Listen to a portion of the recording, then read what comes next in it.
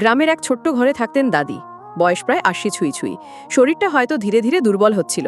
দাদির সবচেয়ে প্রিয় সঙ্গী ছিল তার বড় একটা কবুতর, যাকে সে রাজা বলে ডাকে। দাদির বিশেষ পরিচয় ছিল তার আখের রস। প্রতিদিন সকালে উঠে সে নিজের হাতে আখ কাটে, ঝাঁঝালো সূর্যের আলোতে আখের রস বের করে রাজার জন্য তৈরি করে রাখে। রাজা সেই রস পেয়ে এত খুশি হতো যে মাঝে মাঝে দাদির হাতেও এসে মাথা ঘষত, যেন ধন্যবাদ জানাচ্ছে। একদিন দাদির মন খেয়াল করলো, আমার এই আখের রস শুধু রাজার জন্য কেন, হয়তো গ্রামের অন্য লোকরাও এর মিষ্টতা উপভোগ করতে পারে। ছোট ছোট বোতলের রস ভরে নিয়ে বাজারে যাবে।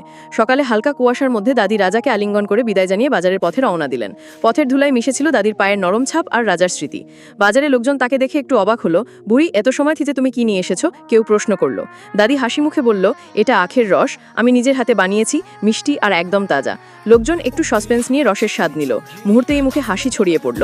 কেউ বলল, দারুণ, সত্যিই মিষ্টি। আরেকজন বলল, এই রস একটু বেশি দিলে হয়। বাজারের মানুষজনের ভালোবাসায় দাদির চোখে পানি এসে গেল। মনে হচ্ছিল রাজা এখন তার পাশে দাঁড়িয়ে, গর্ভা বুক ফুলিয়ে। দিন যত গড়িয়ে গেল, দাদির আখের রসের নাম ছড়িয়ে পড়ল চারপাশে। বড় শহরের এক ব্যবসায়ী খবর পেল, সে দাদিকে শহরের বাজারে বিক্রির প্রস্তাব দিল। প্রথমে দাদি অবাক হলেও রাজার কথা মনে পড়ে সাহস পেল। বড় শহরে গিয়ে দাদি তার আখের রস বিক্রি করলো, আর মানুষের ভালোবাসা পেয়ে হৃদয় উজ্জ্বল হয়ে উঠল। রাজা এখন গ্রামের সেই ছোট্ট ঘরে অপেক্ষা করছিল, আর দাদি জানতো সে প্রতিদিনই ফিরে আসবে।